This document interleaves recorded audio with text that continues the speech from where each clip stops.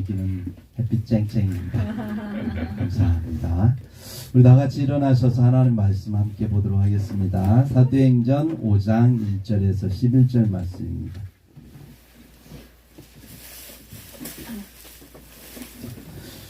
사도행전 5장 1절에서 11절 말씀 교독하도록 하겠습니다. 5장 1절 제가 먼저 읽겠습니다.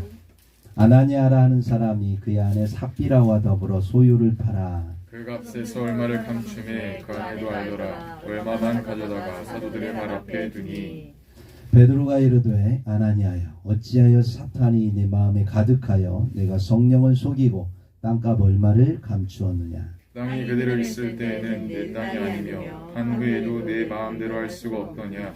어찌하여 이를 내 마음에 두었느냐. 사람이 거짓말한 것이 아니오 하나님께로다. 아나니아가 이 말을 듣고 엎드려져 혼이 떠나니 이 일을 듣는 사람이 다 크게 두려워하더라. 젊은 사람들이 일어나 시신을 싸서 내고 나가 장사하니라. 3시간쯤 지나 그의 아내가 그 일어난 일을 알지 못하고 들어오니 베드로가 이르되 그 땅 판값이 이것뿐이냐 내게 말하라 하니 이르되 예 이것뿐이라 하더라. 베드로가 이르되 너희가 어찌 함께 꾀하여 주의 영을 시험하려 하느냐. 보라 내 남편이 장사하고 오는 사람들의 발이 문 앞에 이르렀으니 또 너를 메어 내가리라 하니 곧 그가 베드로의 발 앞에 엎드려져 혼이 떠나는지라. 젊은 사람들이 들어와 죽은 곳을 보고 메어다가 그의 남편 곁에 장사하니 함께 있습니다. 온 교회와 그 일을 듣는 사람들이 다 크게 두려워하니라. 아멘. 네, 다 같이 앉으시고요. 함께 말씀을 경청해 주시기 바랍니다. 오늘 말씀 핵심 구절은 9절입니다. 같이 한번 9절 다시 한번 읽겠습니다. 시작. 베드로가 이르되 너희가 어찌 함께 꾀하여 주의 영을 시험하려 하느냐. 보라 내 남편을 장사하고 오는 사람들의 발이 문 앞에 이르렀으니 또 너를 메어 나가리라 하니. 아멘. 오늘 본문으로 들어가기 전에 두 가지 정도 질문을 한번 하고 싶습니다. 첫 번째는 왜 아나니아 삽비라는 죽어야 했을까라고 하는 거예요. 이들은요 땅을 팔아서 헌금한 사람들입니다.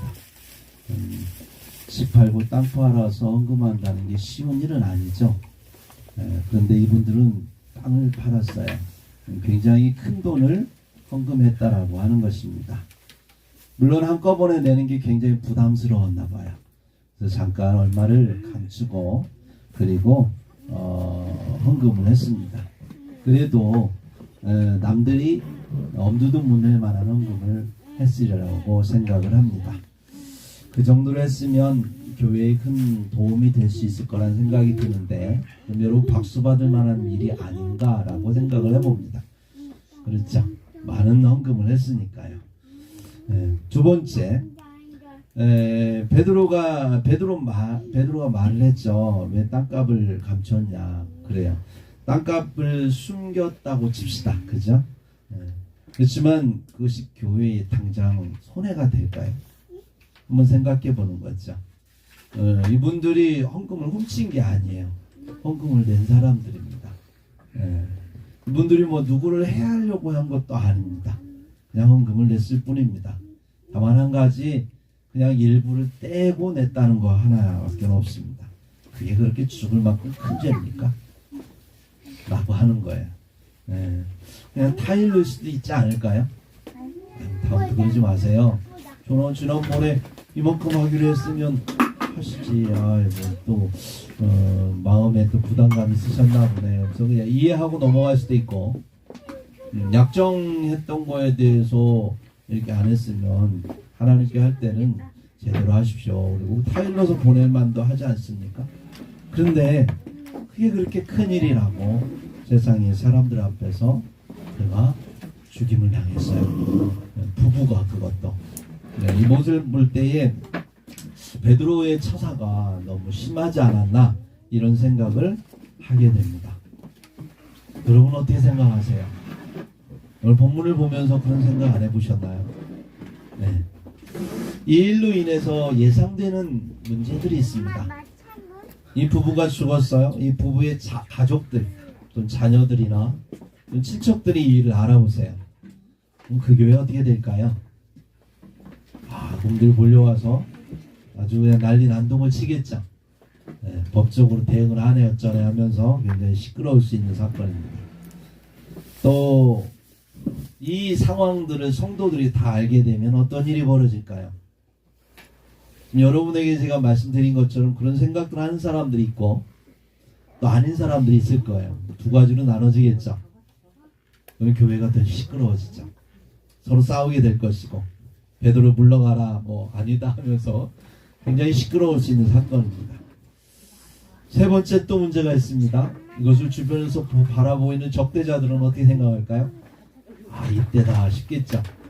그래서 이단 사이비로 몰아갑니다. 저 교회 가면 사람들이 재산 다 빼앗기고 그리고 결국은 저렇게 죽임을 당한다. 이런 식으로 소문을 퍼뜨리겠죠. 그러면 그 교회가 어떻게 될까요? 위기에 빠지는 겁니다. 굉장히 큰 위험한 일이 지금 벌어진 거예요. 교회가 부흥하고 하루에 3,000명씩 5,000명씩 몰려오던 교회에 이 하나의 사건은 엄청난 사건의 파장을 일으킬 수 있다라고 하는 것입니다. 그런데도 불구하고 이 일이 벌어졌어요. 베드로는 이것을 모르고 이렇게 했을까요?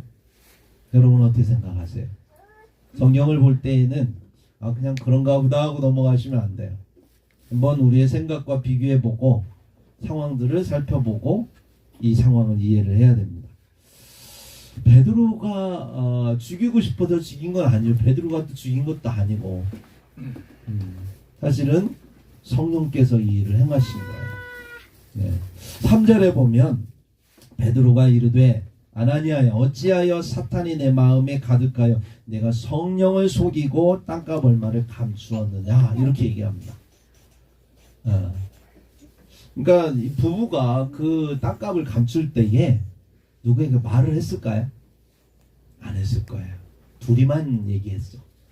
네, 반말은 쥐가 듣고 낱말은 새가 들으니까 소문이 나서 베드로의 귀에 들렸을까요? 그건 아닐 거예요. 네.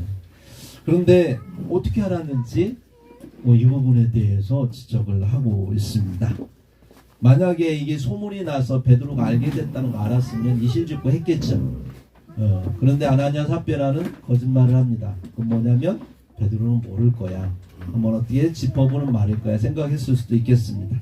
어쨌거나 베드로는 성령께서 알려주신 거예요. 하나님께서는요 모든 것을 다 알고 계세요. 우리가 홀로 있을 때에 우리가 아무도 모를 때에 내 마음속에 생각한 것조차도 하나님 다 읽고 계시는 거예요. 그렇죠? 그래서 하나님께서 알려주셨던 것을 우리가 볼 수 있습니다. 9절에도 보면 베드로가 이르되 너희가 어찌 함께 꾀하여 주의 영은 시험하려 드느냐라고 얘기를 합니다. 예. 그래서 이 성령께서 아나니아 삽비라가 거짓 헌금을 하는 이 사건을 보면서 이거는 하나님 당신은 속이는 사건이다 라고 생각하세요. 하나님을 테스트하고 시험하는 사건이다 라고 여겼다라고 하는 것을 우리 주목해야 됩니다. 이것은 주의 영을 능멸하는 거예요. 예. 하나님께서는 지금 교회를 세우고자 하는 중차대한 일을 시작하고 계십니다. 교회는 굉장히 거룩하고 깨끗하고 정직하고 성결한 하나님의 나라를 이 땅에 건설하는 거예요. 네. 그런 중요한 시간에 이 일이 벌어졌다라고 하는 것입니다. 그래서 주님은 이 일을 갖다가 당신을 능멸하는 거다. 너는 교회의 일을 방해하는 거다. 이렇게 인식을 하고 계신다라고 하는 것입니다. 그럼 어떻게 이 사건이 중차대한 사건이 될 수 있는가? 이 일이 일어난 시기를 우리는 알아야 돼요. 헌금 잘못했다고 지금까지 죽은 사람 보셨나요? 아나니아 삽비라처럼 이렇게 헌금한 사람들이 없을까요? 있을 거예요. 근데 그렇게 죽었다는 사람도 여러분 들어보셨나요? 뭐 개중에 있을 수도 있겠지만 못 들어보셨죠? 저도 잘 못 들어봤어요. 네. 그런데 이게 무슨 얼마나 중요한 일이라고 그럴 수도 있지라고 보럴 수도 있다. 제가 처음에 질문했던 것처럼 그렇게 보통 사람들은 생각할 수 있는 거예요.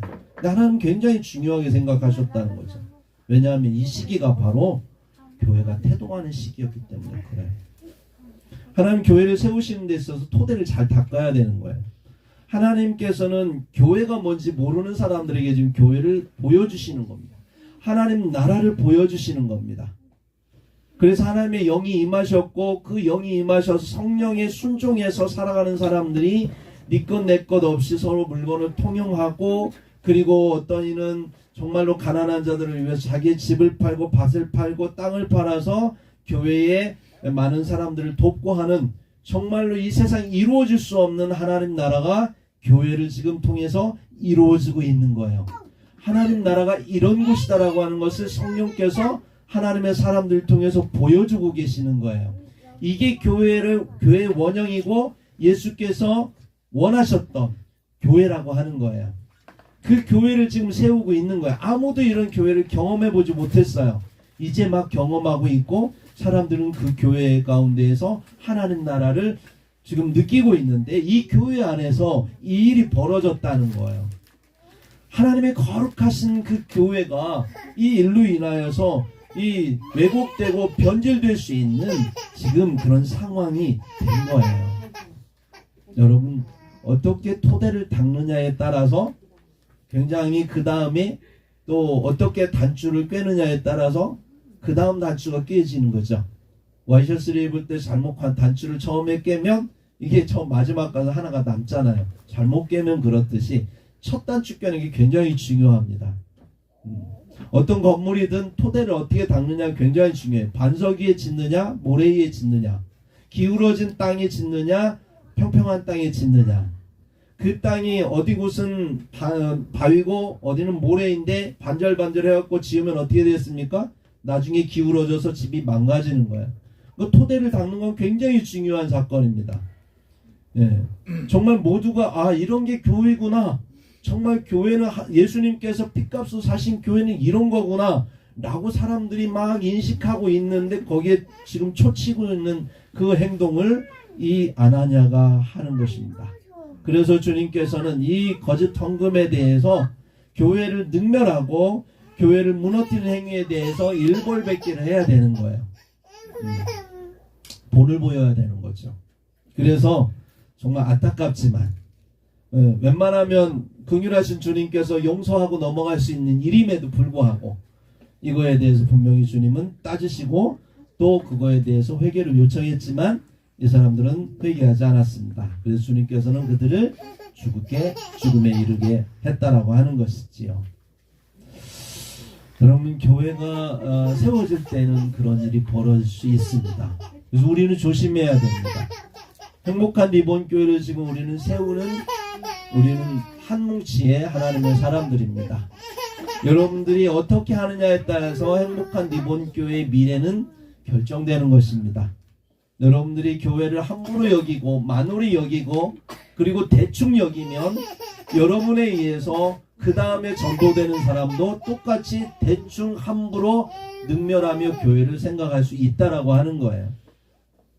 그러나 우리가 교회를 예수님의 핏값으로 세운 소중하고 귀중하고 아주 생명의 원천이라고 여길 때에 사람들은 그 다음에 오시는 분들 또한 그렇게 교회를 여긴다라고 하는 거예요. 그래서 하나님은 굉장히 긴장하시는 거죠. 교회를 세우는 데 있어서. 근데 사단이 초를 쳤던 거죠. 그들의 마음을 꼬드겨서. 여러분, 그래서 우리 행복한 리본 교회가 세워질 때 사단에게 유혹당하지 않기를 원합니다.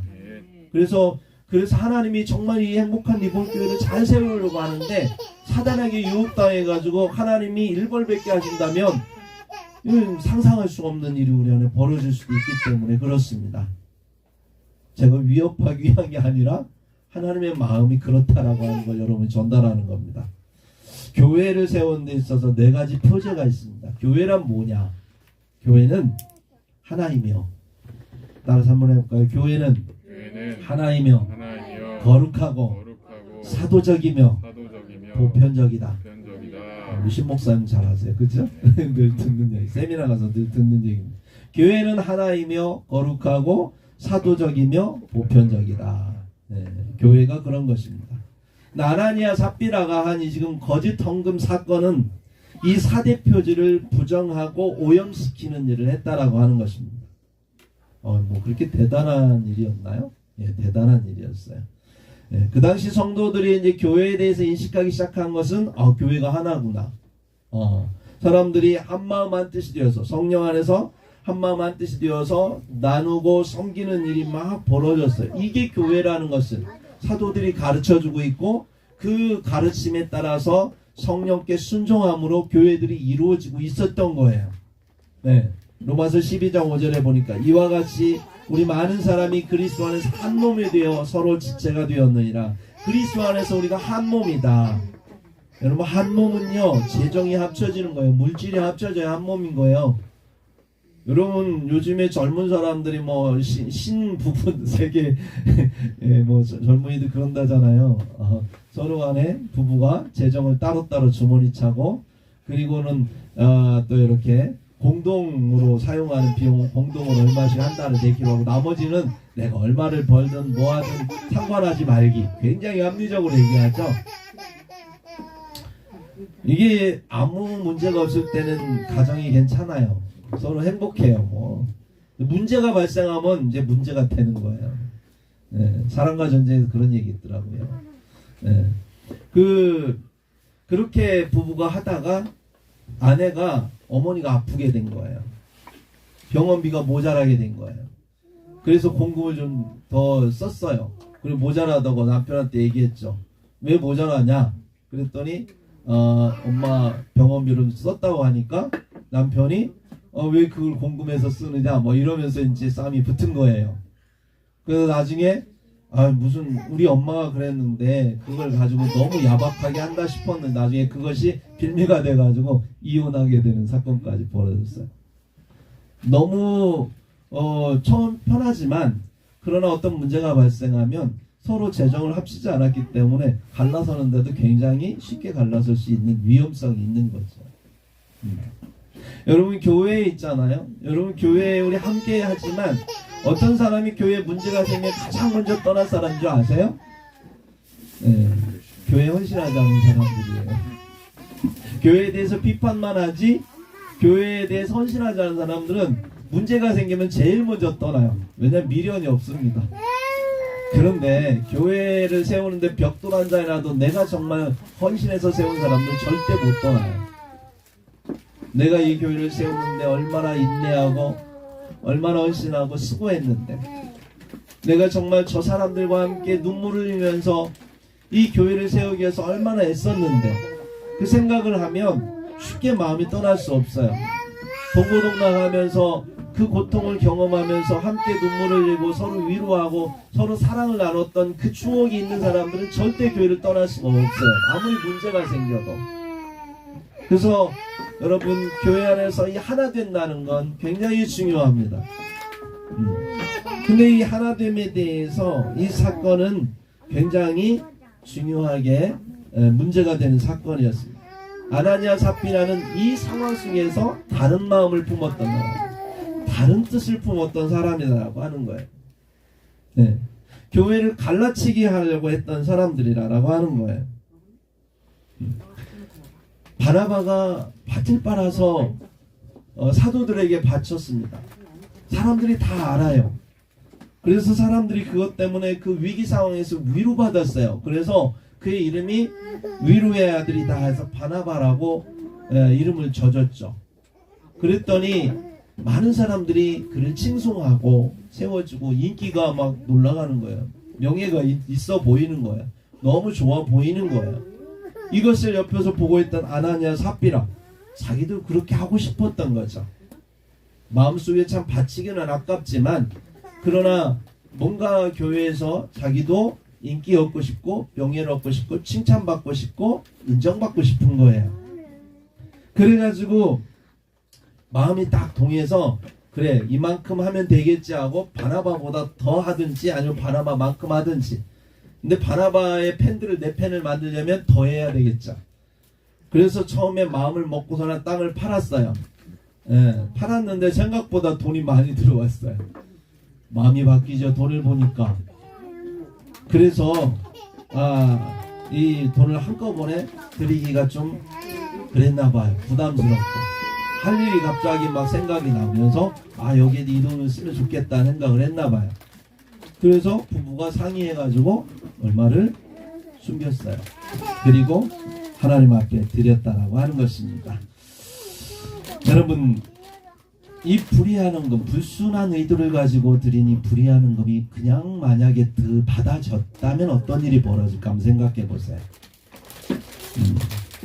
자기들이 의도한 대로 받아들여졌습니다. 그러면 나중에 어떻게 되었습니까? 막대한 헌금을 냈기 때문에 이 사람들은 이 헌금을 낼 때의 그 의도가 있잖아요. 의도대로 교회가 안 움직여지면 어떤 말을 할까요? 교회를 흔들어 버릴 거예요. 내가 얼마를 헌금했는데 하면서 자기들이 헌신한 거예요. 수고한 거에 대해서 보답을 받고 좀 보상 심리가 작동해서 결국은 교회를 두 배로 가릴 거예요. 될 겁니다. 그래서 이러한 일이 벌어질 수 있기 때문에 주님은 그걸 미연에 방지하고 싶은 거예요. 교회가 이제 막 시작하고 막 뭔가를 하려고 하는데 갑자기 사탄이 그렇게 가라지를 싹 뿌려버렸으니 이대로 놔두면 문제가 되는 거죠. 그리고 이것을 갖다가 너무 그냥 대충 넘어가면 어떻게 할까요? 다음에 하는 사람도 그렇게 할 수 있거든요. 대충 넘어가니까 하고. 그러다 보면 교회의 거룩함, 교회의 하나됨이 깨지는 거죠. 두 번째로 아나니아 삽비라의 사건은 교회의 거룩함을 훼손하는 엄청난 사건이 되었습니다. 왜냐하면 교회는 깨끗하고 성결하고 정직해야 돼요. 그런데 이 사람들이 거짓말을 했다는 거예요. 네. 여러분, 헌금에 내가 땅을 팔았어요. 땅을 팔아서 일부를 낼 수 있는 것, 그게 죄는 아니에요. 낼 수 있죠. 일부만. 처음부터 그렇게 맘먹었다면 주님께서 그거에 대해 뭐라고 하지 않을 거예요. 문제는 자랑을 했을 거예요. 저 땅 내가 있는데 저 땅 내가 1000평을 팔겠습니다. 저거 팔아서 다 내겠습니다. 아마 자랑했을 거야. 사람들도 다 그렇게 기억하고 있고 그리고 그럴 줄 알고 있을 거예요. 그렇게 소문이 나서 얼마에 팔렸더라 다 알게 됐을 거예요. 그런데 그것을 갖다가 와가지고 거짓말을 하는 거죠. 나중에 이 사건이 사람들에게 다 알려질 수 있겠죠. 아무리 거짓말해도요, 다음에 다 알려지게 돼 있습니다.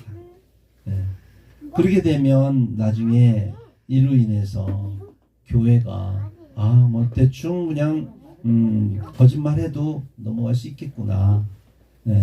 그런 생각을 사람들이 하게 된다라고 하는 것입니다.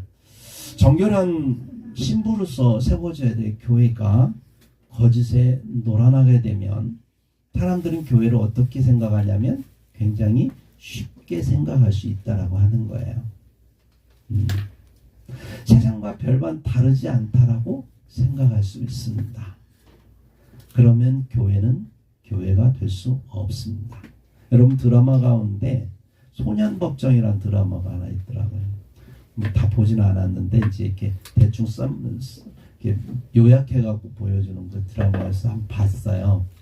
촉법 소년에 대해서 다루는 드라마였는데 거기에 이제 김혜수라고 하는 주연이 나와서 이제 배우가 주연을 하는데 촉법 소년이 살인을 범해도 10호 처분, 그러니까 10호 처분은 뭐냐면 소년원에 2년 동안만 송치하는 거예요. 성인이 살인을 범하면 10년 이상 이렇게 감옥도 가고 무기징역 내지는 사형까지도 하는데 이 12살 미만의 이 아이는 앞으로 미래가 장래가 있기 때문에 잘 모르니까 이때까지는 좀 봐주자. 다시 삶을 살아갈 수 있도록 갱생할 수 있도록 기회를 주자라는 좋은 취지에서 이 법을 만들었는데 문제는 이것을 갖다 아이들이 악용한다는 거예요. 그래서 거기에 김혜수라고 하는 배우가 무슨 말을 하냐면 그냥 한 3분 만에 모든 것이 다 이렇게 그 판사에 의해서 결정이 나는 거예요. 3분 만에. 이게 어떤 뭐 소매치기를 하든 뭐 누구를 때리든 살인을 하든 뭘 하든 그냥 3분 만에 처리되는 거예요. 나중에 이제 이로 인하여서 문제가 이제 이 아이들이 성장을 해갖고 큰 죄를 범하거든요. 이걸 보면서 그렇게 넘어가려고 하는 다른 판사에게 그런 얘기를 합니다. 판사님, 이렇게 하면 아이들이 법을 참 쉽게 합니다. 그래서 다음에도 반성을 하지 않고 더 큰 죄를 범하기 때문에 그래서 이거에 대해서 엄단을 해야 됩니다. 처음에. 그래서 굉장히 강하게 밀어붙이는 걸 볼 수 있습니다. 네. 그렇습니다. 교회가 세워지는 것도 그렇습니다. 정말 교회는 이 땅에 하나님께서 유일하게 가정과 더불어서 세운 거룩한 기관입니다. 교회가 타락하고 교회가 변질되어 버리면 세상에 희망이 없습니다. 하나님은 교회를 통해서 세상을 깨우고 계시고 교회를 통해서 은혜를 베푸시고 교회를 통해서 역사를 이끌어 가시는데 그 교회를 이루고 있는 우리들이 타락하거나 변질되면 하나님은 심판하실 수밖에 없는 겁니다. 그래서 하나님은 교회를 세우기 위해서 거룩하게 보존하기 위해서 애를 쓰시는 것입니다. 그런데 그 거룩한 교회가 되어야 될 이 상황 속에 이들이 저지른 죄는 엄청난 죄였던 것이죠. 하나님 보실 때에. 그래서 이러한 것들로 인하여서 엄중하게 하나님께서 심판하셨던 거예요. 에베소서 5장 27절에 보면 자기 앞에 영광스러운 교회를 세우사 티나 주름 잡힌 것이나 이런 것들이 없이 거룩하고 흠이 없게 하려 하심이라 이렇게 말씀하고 있어요. 주님이 피로 사신 교회를 영광스럽게 하기 위해서 영광스럽게 여기는 주께서 거룩하고 흠이 없게 하시는 것이 하나님의 뜻이다라고 하는 것입니다. 그래서 행복한 리본 교회의 우리 성도들은 하나님 안에서 정직하게 헌금하셔야 되고 정직하게 봉사하셔야 됩니다. 우리 마음 가운데 하나님 앞에 드리고자 했다면 그거에 대해서 정직하게 하나님 앞에 누가 보든 알든 모르든 보든 안 보든 내가 하나님 앞에 기도했다면 그러면 그대로 하나님 앞에 정직하게 행하는 걸 기뻐하십니다. 세 번째로 교회가 지향하는 교회의 사도성에 대해서 도전한 사건이었습니다. 사도성이라고 하는 건 뭐냐면 교회는요 사도를 통해서 하나님의 말씀을 받았습니다. 그리고 그 기초하에서 세워진 게 교회입니다. 사도라고 하는 것은 그리스도로부터 위임받은 사람들입니다. 그리스도께로부터 보냄받은 사람들이고 그리스도로부터 교회를 위하여 세워진 사람들입니다. 그들은 교회에 보냄을 받은 자로서 사명을 완수해야 될 하나님 나라 그리스도께서 주신 하나님 나라를 완수해야 될 책임과 또는 권한을 가진 사람들입니다. 그래서 사도행전 2장 42절에 보면 그들이 사도의 가르침을 받아 서로 교제하고 떡을 떼며 사도의 가르침을 받아 교회가 형성이 되고 있다라고 하는 거예요. 여러분 교회가 세워지는데 사도가 없이 교회가 세워지는 것은 위험합니다. 그리고 교회가 되기가 어렵습니다. 왜냐하면 사도야말로 하나님의 말씀을 전하는 그래서 하나님의 뜻을 온전히 전하는 주의 사자이기 때문에 그렇습니다. 여러분 오늘날 사도가 있습니까? 그러면 사도 없잖아요. 그죠? 그러나 오늘날 목회자를 하나님은 사도로 여기십니다. 요한계시록에 보면 7개 교회가 있죠. 그 교회의 7개 교회를 얘기하는데 그 교회에 촛불이 있습니다. 교회를 촛대로 이렇게 여기시는데 그 7별을 가지신 이가 그 7 촛대 사이를 거니셔요.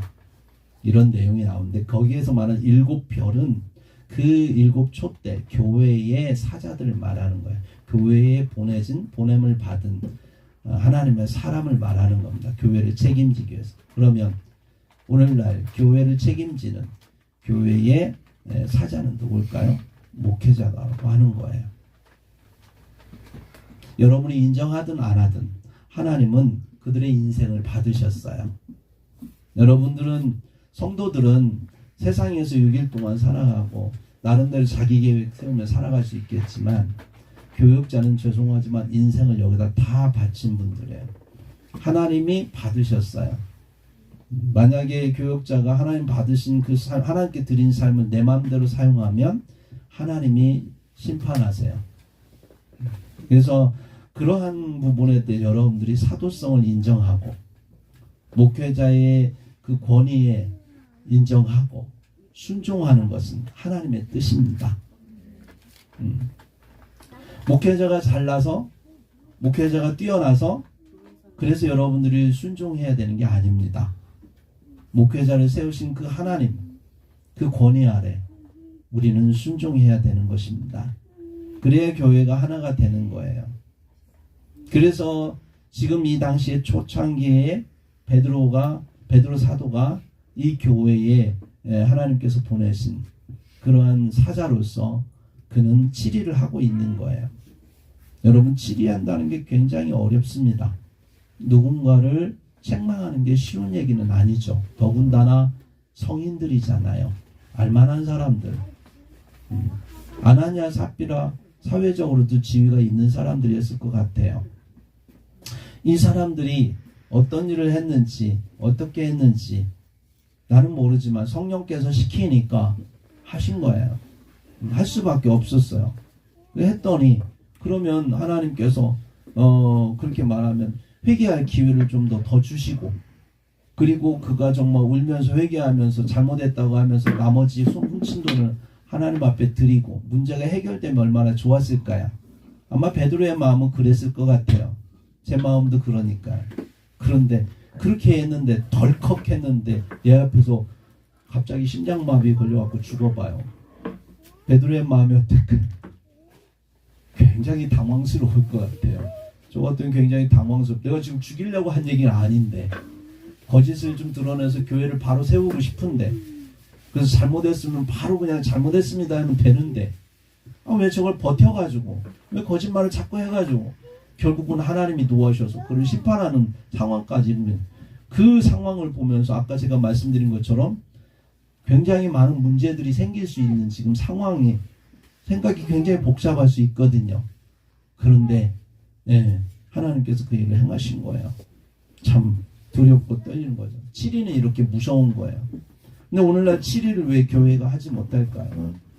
교회는 치리를 잘해야 교회가 사실은 건강해집니다. 교회를요 사탄이 얼마나 흔들려고 하는지 몰라요. 오늘 본문에 나오는 교회가 막 성장하니까 아나니아 삽비라 같은 사람들이 생기는 거예요. 그래서 그들이 교회를 자기 마음대로 휘어잡으려고 하죠. 사람들이 모이면 정치하고 싶어하는 사람들이 생기거든요. 인기를 얻고 싶고 내가 뭔가를 휘어잡고 싶은 이런 사람들이 있어요.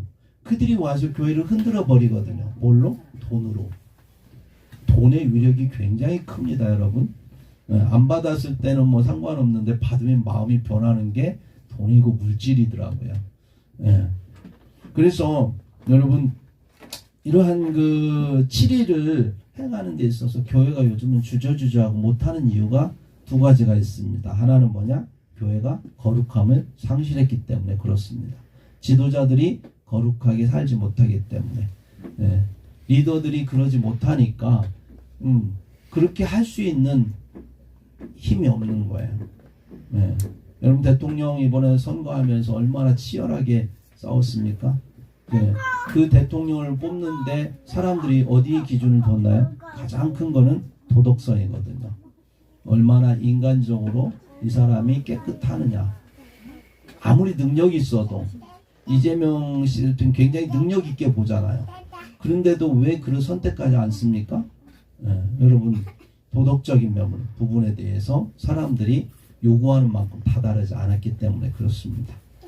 그런 것처럼 지도자의 요청하는 가장 큰 것은 거룩함입니다. 더군다나 교회의 지도자는 그렇습니다. 목사님만 거룩해야 되겠네. 아니요. 여러분들이 다 지도자입니다. 제가 말씀드렸죠. 일당백이라고 생각해야 교회가 성장하는 거예요. 여기 지금 몇 명 모였어요? 11명. 여러분 일당백 생각하면 우리는 지금 1100명의 교회를 이루고 있는 거예요. 그렇죠? 그렇게 생각하셔야 돼요. 내가 리더다. 하나님은 우리를 창조하시고 생육하고 번성하여 땅에 충만하라. 그리고 끝. 아니라 정복하고 다스려라. 다스린다라고 하는 것은 리더가 되라라고 하는 얘기입니다. 마지막에 우리를 뭐라고 표현했냐면 너희는 왕같은 제사장이다. 너희는 다른 말로 말하면 리더다. 그리고 우리 교회에 다니는 모든 사람은 리더예요. 여기에는 은우까지도 리더가 되는 거예요. 리더의 의식을 가져야 되는 거예요. 네. 그래서 우리가 삶의 예배를 드리면 우리는 나아가서 섬김의 리더로서 우리가 섬기는 거예요. 그들이 인정하든 안 하든 하나님이 나를 그렇게 세우셨고 나를 보내셨다는 그러한 사명감을 가지고 여러분들이 행하는 겁니다. 그래서 리더는 거룩해야 되는 거예요. 그리고 교회가 하나 돼야 되는 거죠. 어떤 문제가 발생했을 때 하나 되는 것. 그래야만이 교회가 성장합니다.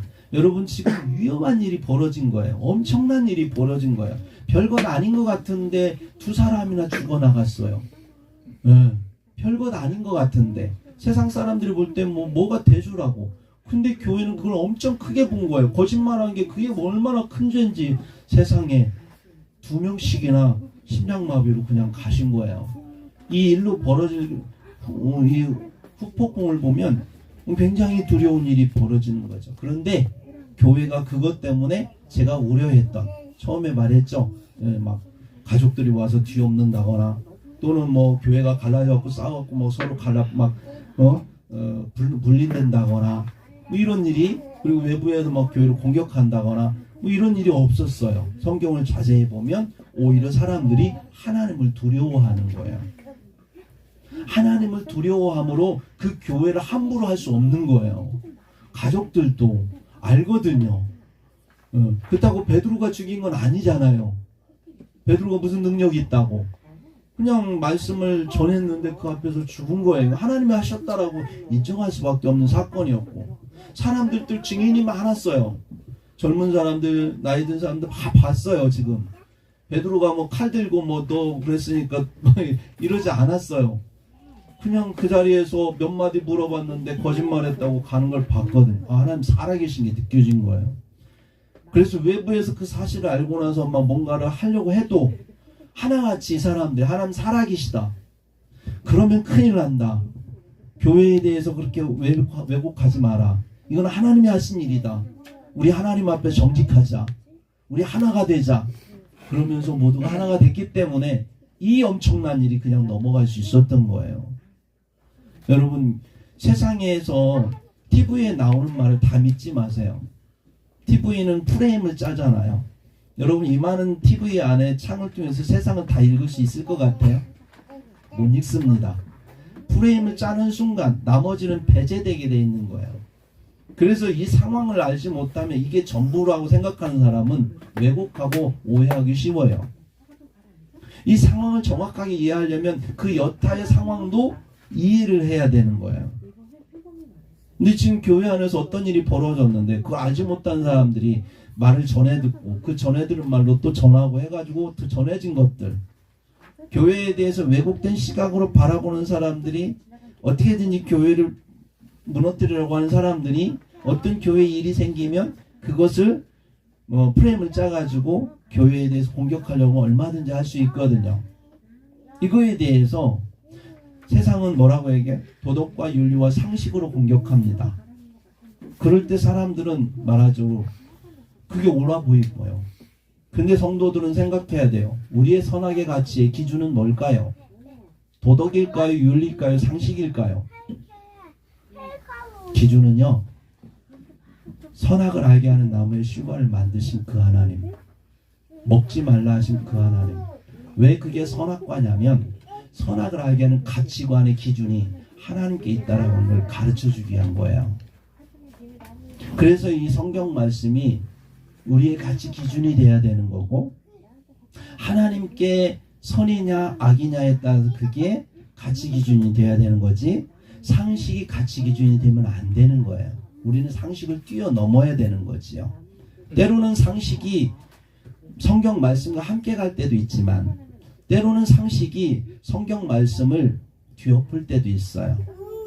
동성애 같은 게 그런 거잖아요. 이건 상식이라고 사람들은 생각해. 하도 떠들어대가지고. 그런데 성경은 절대 그렇지 않다고 얘기하잖아요. 그럼 여러분 누구의 말을 듣는 것이 성도일까요?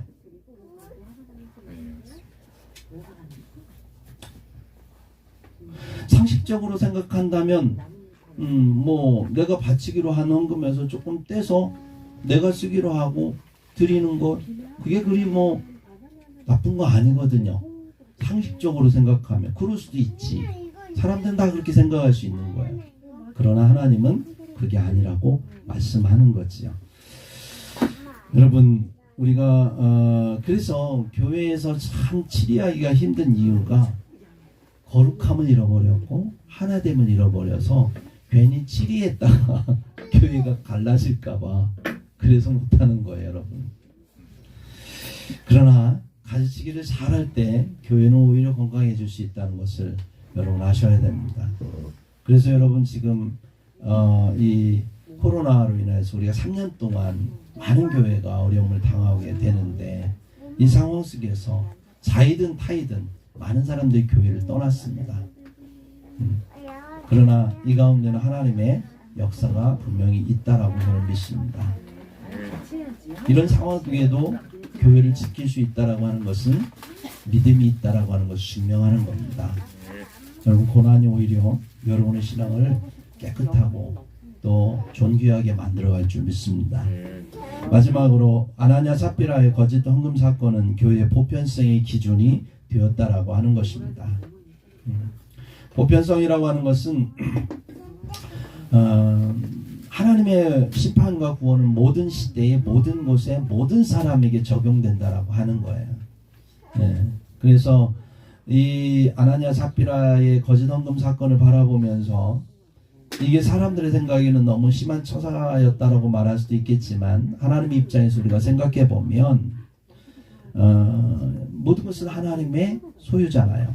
우리가 태초에 하나님이 천지를 창조하시니라 이 말씀을 믿는 순간 그 모든 것은 다 하나님의 것이라고 인정하는 것이 신앙의 출발이라고 그랬습니다.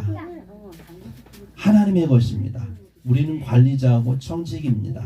하나님의 뜻에 따라서 내게 주어진 물질을 바르고 정직하게 사용할 의무가 있습니다. 그래서 하나님께 드릴 때에는요, 고린도후서 9장 7절에 보니까 각각 그 마음에 정한 대로 할 것이요 인색함으로나 억지로 하지 말지니 하나님은 즐겨내는 자를 사랑하시느니라, 이렇게 말씀합니다. 관리자로서 마음에 정한 대로 하면 되는 거예요. 하나님을 사랑하는 만큼 드리면 되는 거예요. 교회에 봉사할 때도 하나님을 사랑하는 만큼 하면 되는 거예요. 너무 부담스러워서 눈치 보며 하면 시험 들고요. 안 하고 싶은데 해야 되니까 의무로 하다 보면 시험 드는 것이에요. 하나님은 자원함으로 자발적으로 하는 그 봉사와 그 사랑을 주께서 받으시는 것입니다. 그래서 하나님을 사랑하고 경외한다면 우리는 우리의 유익을 위해서 물질을 사용하지 않습니다. 거짓말하지 않고 또 억지로나 인색함으로 하지 않습니다. 하나님께서 하나님을 사랑할 때 우리가 자원함을 드리는 모든 것을 받으신다라고 하는 거예요. 오늘날 우리 교회 안에 이러한 일들이 많이 있으리라고 생각을 합니다.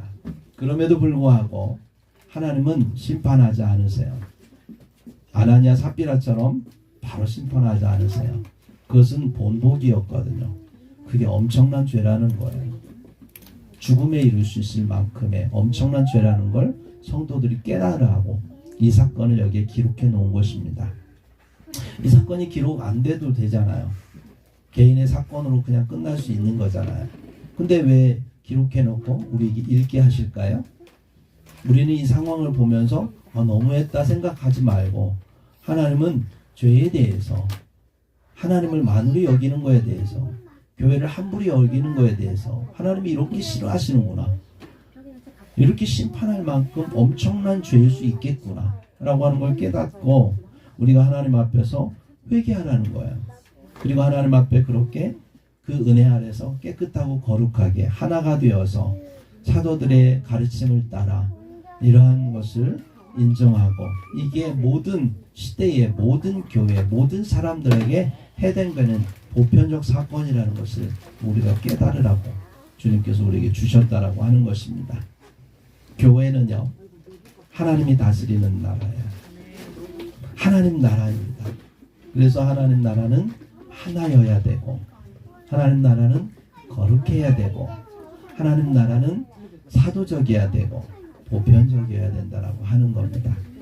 이것을 우리는 지키기 위해서 우리 행복한 이번교회가 모든 성도들이 애를 써야 된다라고 하는 거죠. 하나님이 정말로 피로 사신 교회입니다. 여러분 가정은 하나님께서 만드실 때 하나님의 피로 만들진 않았죠. 그러나 교회는 하나님의 피로 만드신 교회예요. 예수님이 십자가를 지셔서 흘리신 피로 세워진 교회라고 하는 것입니다. 하나님의 피는 위대하고 존귀하고 보배롭습니다. 감히 누구도 그 피를 범할 수 없습니다. 네. 그래서 그 피를 왜곡시키거나 그 피를 더럽히는 행위에 대해서 하나님은 굉장히 싫어하세요. 그래서 교회가 하나님 안에서 세워짐에 있어서 이 사탄의 그러한 역사를 하나님은 허락지 않습니다. 아나니아 삽비라 그들이 이 일을 행했던 것에 대해서 5장 3절에 이렇게 얘기합니다. 베드로가 이르되 아나니아여 어찌하여 사탄이 내 마음에 가득하여 내가 성령을 속이고 땅값 얼마를 감추었느냐. 이 일은 사탄의 일이었다라고 하는 것입니다.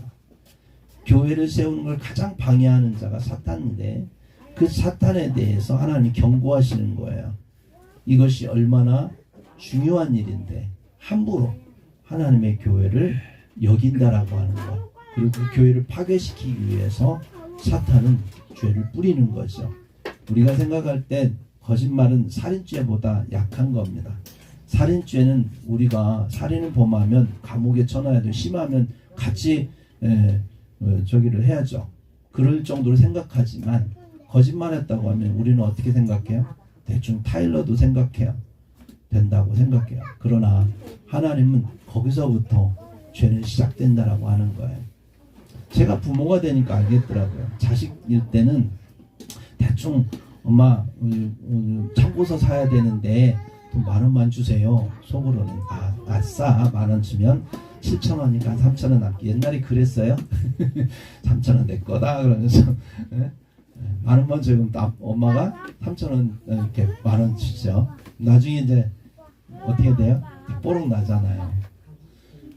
그래도 자식 때 뭐 거짓말한 게 뭐 그렇게 크게 생각이 안 들어요. 근데 엄마가 뭐 화를 내죠. 아니 7,000원인데 왜 10,000원 달라고 그래가 갔느냐고 뭐 화를 내잖아요.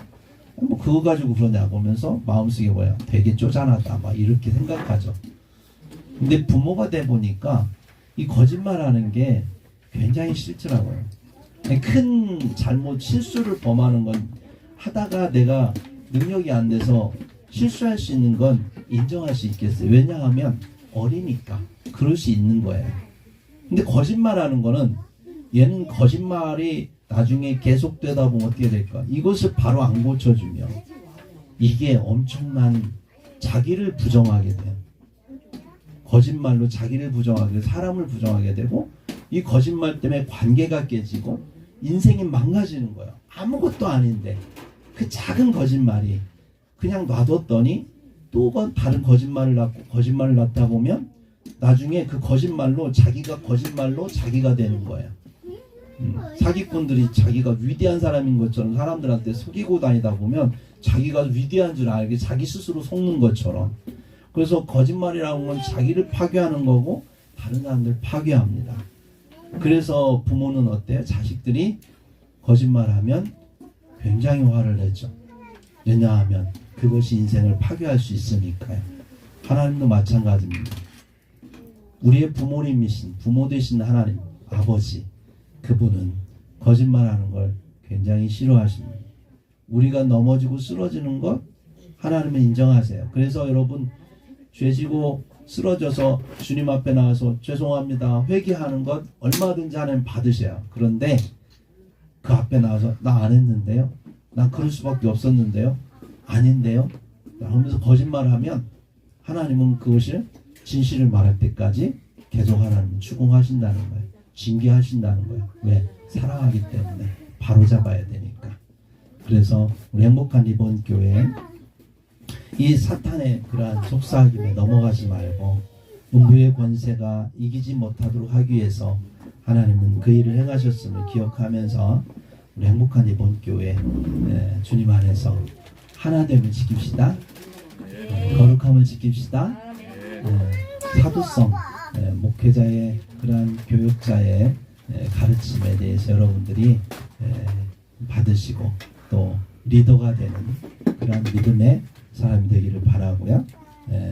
이런 보편적인 그런 교회로서 부흥하는 저와 여러분의 교회가 되기를 우리 주 예수님의 이름으로 축복합니다. 기도하겠습니다.